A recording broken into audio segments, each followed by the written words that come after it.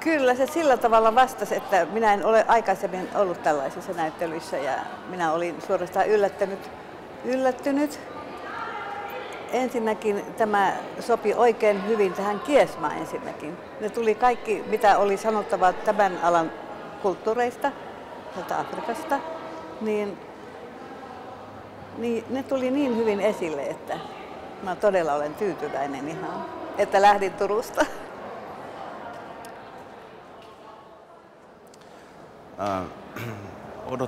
Odotuksia näyttelyn suhteen oli, että katsoa millä tavalla afrikkalainen nykytaide avautuu näin länsimaalaiselle ihmiselle.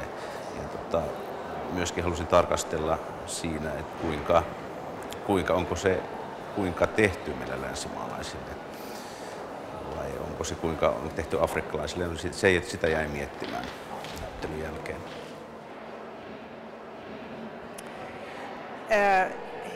Jonkinlainen semmoinen kaipaus.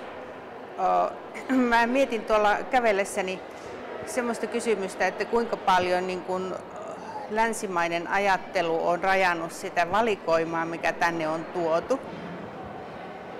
Ja mua kiinnosti sitten sellaiset asiat, kun ne pienet semmoiset posliiniesineet ja joku semmoinen, joka erosi eurooppalaisesta ja länsimaisesta ajattelusta niin kuin sen teoksen takana, niin ne oli minusta semmoisia niin kuin isoimpia ilonaiheita.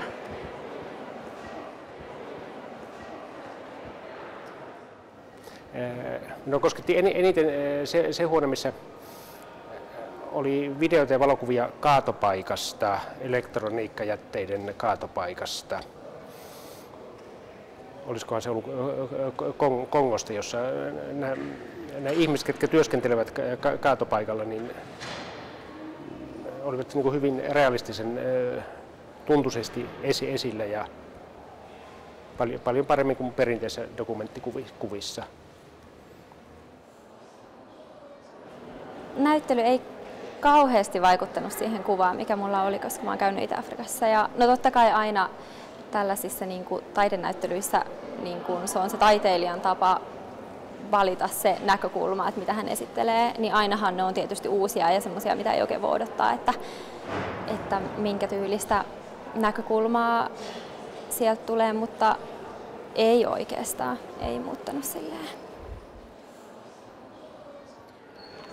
No luultavasti mä tuun katsomaan tänne vielä uudelleen, koska tuolla oli oikeastaan nuo videoteokset mä jätin nyt väliin ihan täysin, että mä ajattelin, että mä tuun sitten istumaan paremmalla ajalla myöhemmin.